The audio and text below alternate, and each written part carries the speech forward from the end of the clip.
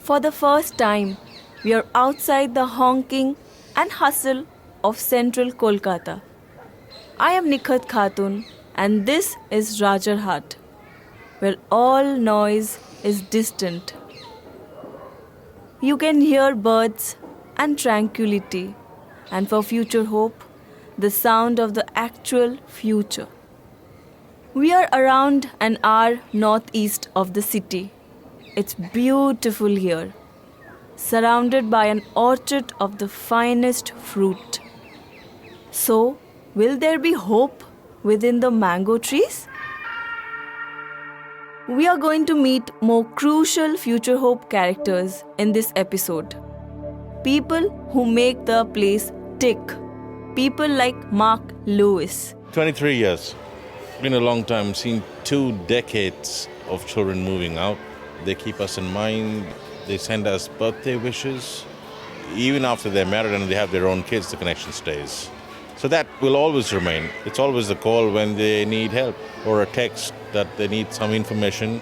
So there's never an ending stage of learning. It just carries on. That goes for me as well. I mean, I have a lot to learn at Future Hope.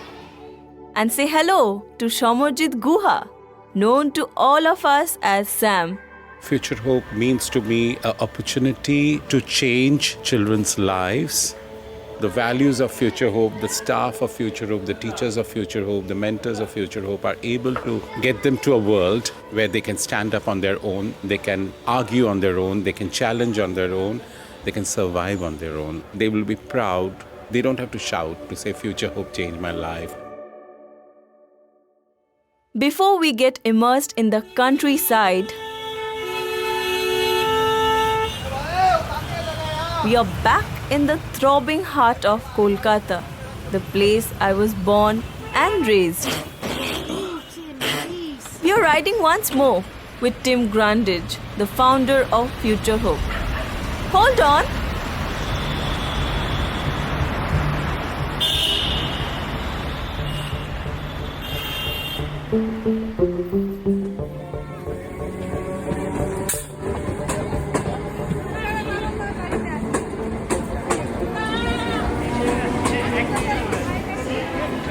We're now back on Sealdah Station, third time in the last few days.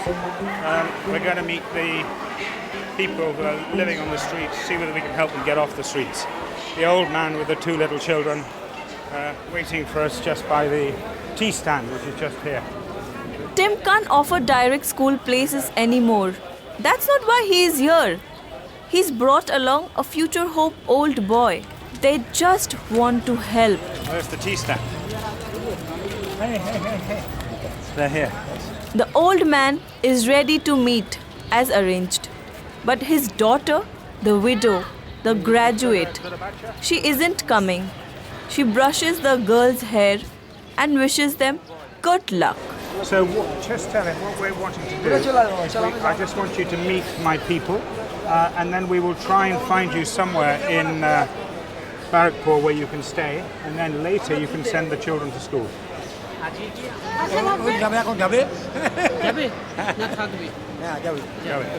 The children also wants to come with his grandfather. Well, the old man, looks very weak, and I'm not sure why they don't have any shoes on. So we're now in the car with the grandfather, Dadu, Mr. Banerjee, and we are now driving out of the station. He's brought his 2 granddaughters with him. This must be the first time they've been in a car in their lives. They must be desperate to get a chance in life. Help can mean many things in many ways. That's where Future Hope is still as relevant and important as ever. We here in Future Hope also have a role to play in advocacy. That's Sujata Sen, Future Hope CEO. You have this right. You have an insurance card. You can go to this hospital. You can actually get this benefit. So that's one thing with the new social sector schemes coming up. Future Hope has a slightly new role to play in making people and our families and our children aware of the rights they have through the new laws and acts and rules and regulations. We are almost there. The first thing we will do is to give them some food. And then, after that, they'll meet Sam. All right, let's go.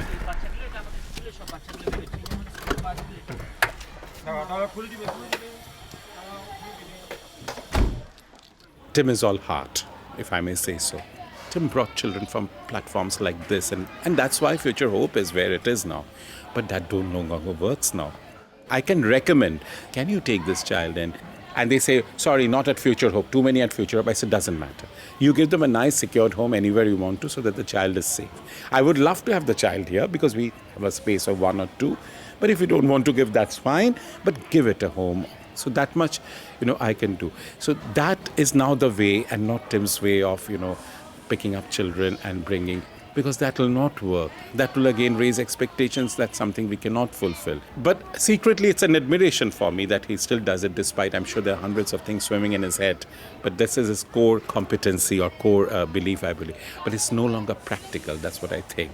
Now, I told that to Tim, of course, many times, and thank God Tim has not ever barked back at me for that. But I'm sure he is disappointed when I say that. And he knows I'm also right in some ways. But that's the truth. 36 years ago, there was absolutely no policy, no control on NGOs working with street children. And therefore, you could do whatever you liked. Quite rightly, the central government and the West Bengal government have brought in regulation. The Juvenile Justice Act states that its people should find the children, and they do. They do a fantastic job at finding really deprived children, and then they allocate them to us. So we can no longer go onto the streets and take children off ourselves. But you can still explore other options if you do meet people on the streets. You can still talk to them. Oh, yeah, you can talk to anybody you like on the streets. And I love going down to the streets because you're really at the sharp end and you meet people. We went the other night and we met a youngster who, if he actively says to us he wants his son to come to our school, we can take the boy into the school as a day boy. He'd have to go home at night. And then that's fine. The city can be confusing and all-consuming, a dramatic attack on the senses. That's why the countryside is so important. And for Future Hope, the move out here can't come soon enough. Rajarhat is giving us that opportunity to make it grow. We don't want to be just stuck at Rowland Road. We want to now help another 600 or 800 children who don't get education. When we have applications coming into Future Hope, we only have space for about 30. There's about 600 to 800 applications. And it really feels sad to say, sorry, we don't have the space. Whereas in Rajarhat, we say, yes, we've got the space, come on in, take that opportunity. My name is Tim Grandage, Tim's wife. I have been involved with Future Hope since 1992. I am now the head of fundraising of Future Hope UK.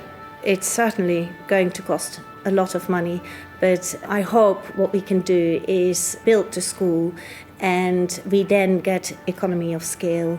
We will be going up to 750 children in the first large school building. If we then wanted to grow, there is that opportunity as well. We want to build a school which is incredibly environmentally friendly, which will be an example to other people as to what can be done. Sustainability is critical to the new project. Firstly, because we want to educate the children to ensure that they live sustainable lives and that we live sustainable lives. Once we get to Rajarhat, we can grow our own vegetables, which would then in turn save cost to Future Hope. We've got the land that the soil is rich. The fields are now in full operation. We are growing there. The children are excited about going there. Someday we might have a very good farmer, somebody who's growing very good rice. We could go into a kind of a vendorship with him. He could sell to Future Hope. On a living, everybody gets help. I think it also gives a wonderful opportunity to get the children much more in contact with nature. We'll have no plastic on the site. We'll use solar energy. We will not have air conditioning because we've got this wonderful system of cross ventilation and natural air cooling within the school. We will have no cars It'll be a 24 acres pedestrian site. And just the opportunity there to run an academic school next door to a more practical orientated school, so that you give the children the feeling that they're all equal, that they all have a chance to flourish. I think we can get this done. We all realise the need for it. We have worked on this for many years. We want to show others that we can do this and we can do it well, and that it makes a very inspiring learning space and also a wonderful place for the children to live. There we go. Done.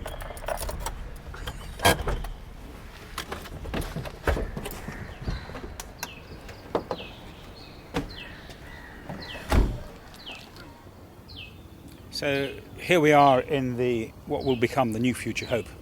It's a gloriously beautiful, huge expanse of land, which is a complete contrast to what we have in the city centre. There, the pollution is awful. Here, we have got huge amounts of open space. The children will be able to run to school. We've got a mango orchard where we'll build the children's homes. The school we're going to build is very much a village school. It's very sustainable.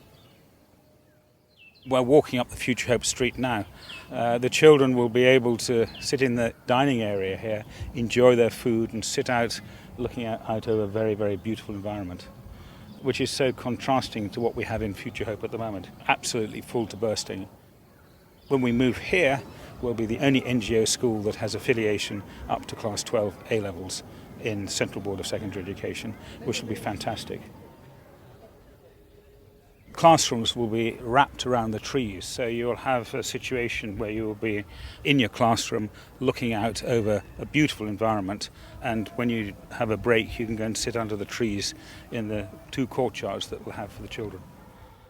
So it's almost 24 acres, and out of that 24 acres, very little area will be a built-up area, which will be the school or the homes. Rest of it will be green, and our children will learn about protecting the world, about protecting the environment, about agricultural practices, and also they will have the best international sports pitches that you can have in Calcutta.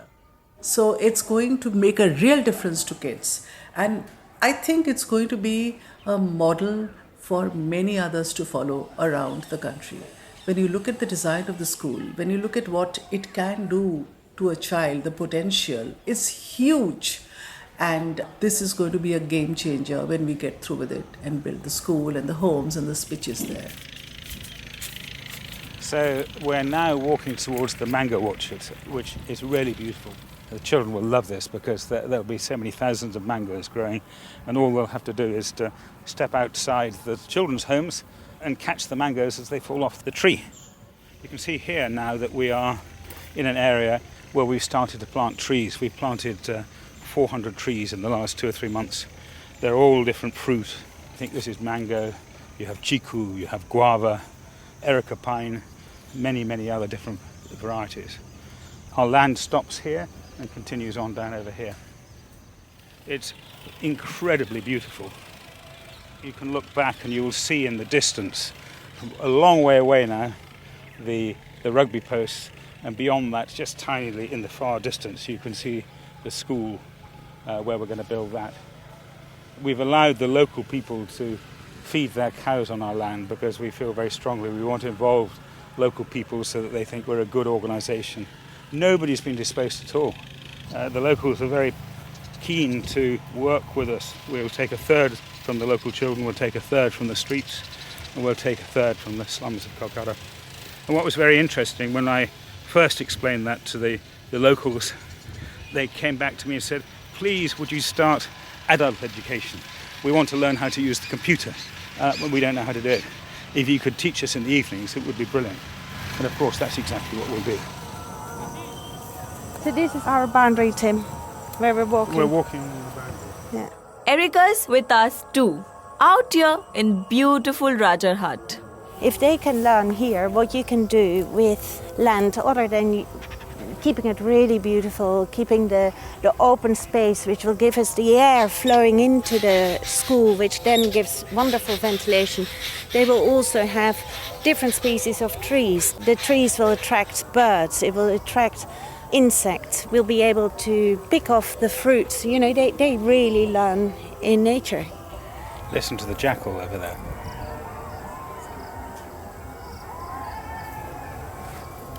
We need commitment. We need to stick to the plan.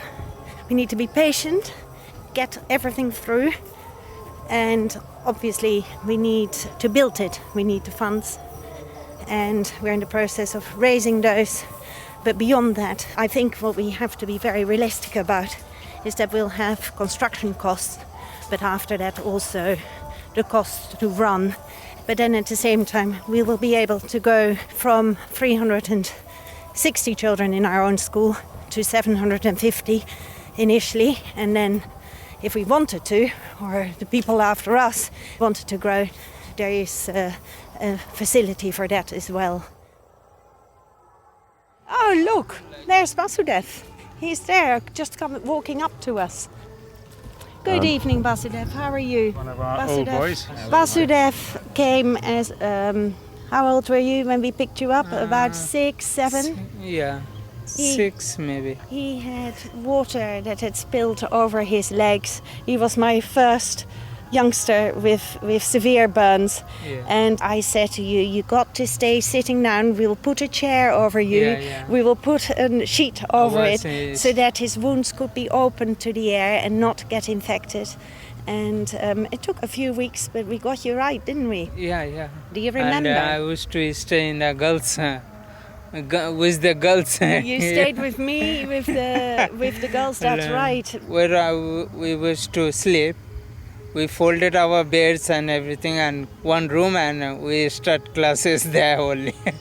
Yeah. So we're talking either early 1994 or 1993 that you came. Yeah. That's a long time ago. And then you fell out of a mango tree. Oh, that was critical condition. And you It broke was your shoulder, shoulder. left shoulder.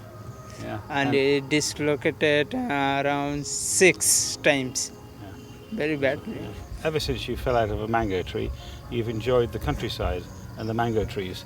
What are you doing now here on our Rajarhat land? Now I'm cultivating some vegetables. That was my job, plants vegetable this side. What has Future Hope done for you as a person? As a person, actually what to say, uncle and auntie was my everything from childhood till now, because they are giving me education, everything what I will say. Whenever I will think, I will thank uncle. Did they save your life? Yeah, save my life, my family, everyone. So I'm happy with uncle and auntie and Future Hope too. That is the end point of our land. You can see the beautiful trees behind it, cocoa palms and mangoes, and I think that's sal, which is a hardwood bamboo forest. It's going to happen, absolutely.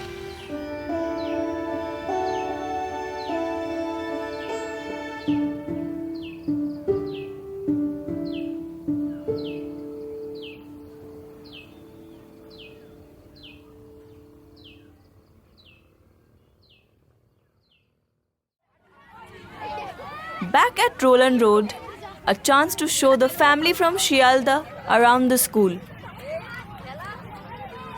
We'll take them inside and get them some food. Come on in. Good afternoon. Good afternoon. I've got these kids. Come and see. The little girl's very, very weak, but she's terribly malnourished. They live on the platform. I'll put them back on the station in a moment. But I just wanted them to know the place so that we can help them later on. Come and sit down. Come. Sanjay, can you show them where to wash their hands? How is she, this little one? She's got fever. Get her some water. When you're dealing with youngsters like this, always be very calm. Your calmness will go through to them. I'm going to come on in here. Just want to get 3 plates. Thank you. Oh, dal, yes. The children are now all eating a wholesome meal. egg curry and vegetable and rice. I talked to the grandfather. As I was talking to him, I was thinking, yes, the poor needs to be helped, but that's almost only this much you can do because that's our capacity. Like our school has a limited capacity, our home has a limit. But the rest, some nice, kind, good advice, some good words of wisdom, and a practicality. I mean, I know the child who was sitting opposite me was malnourished and was falling off, and my heart would say, grab hold of her and feed her and all that. But I kept on saying, have the egg, finish the egg, because the more food goes in, she will start feeling better. Possibly she hasn't eaten properly. Sure enough, when we put her in the medical room, she was just fast asleep within a minute. So obviously she hasn't even seen a proper bed in her life, that lovely white, narrow bed. Who knows what's going to happen in the future, But at least for the time being, for the moment, I'm able to bring some peace and tranquility in their life because that's what they need. Some do pity and do say, oh, so poor, so let me help. No, that should not be the point. The underprivileged is no longer the underprivileged in India. And I know it better than anybody because I go to all the slums and I go to their rooms and all that. The poor's definition has changed. The poor now has a TV, a mobile, maybe even a cycle or a bike. Having said that, the poor is still poor in sense of knowledge, guidance, career, education. And if one is to look for a better future, they need education, they need sports, sometimes they need shelters, and sometimes they really need a lot of mentoring so that you might still be poor, but now you've got that knowledge to counter people. Of course, I'd love to tell them what they should do and all that, but there's also, I can only do that much. I can guide them to the center, but finally they have to do all the work themselves and get it done, which most people still do. I meet lots of children on streets who are actually quite happy sometimes and smiling. They might be dirty on surface, but they're otherwise sleeping peacefully, so they'll be happy. Because street life is also free life. You can go anywhere you want to, whatever you want to do. No one's telling you anything, so that makes them happy. They don't like regimental lives that we sometimes put in the homes. Perhaps one day, when they are old enough, the two girls will find their way into school. I've seen many friends come from similar situation and turn their lives around. We may start with little, but we all leave with something. Future Hope results speak for themselves. They transform lives. I was on a holiday to the US in 2019. In the middle of the night, my WhatsApp rang and I screamed, saying, oh, Sheikh Badal has passed class 12. And my wife, we had a long flight, so we were jet lagged. She said, what happened? I said, Sheikh Badal has passed class 12. She said, who is he? I said, this is a boy who had immense potential and is a fantastic footballer, but didn't study a bit. So every exam I would see him white as a sheet, and I thought he would never pass. But the fact that he has passed and sent me his mark sheet, and with 52%, I think even this trip is not as exciting as that mark sheet. They said, why? I said, because I know then there'll be something out of it. He is past 12, now he'll get into a college or a career, and then he's on a journey, on a trajectory, and his life will change.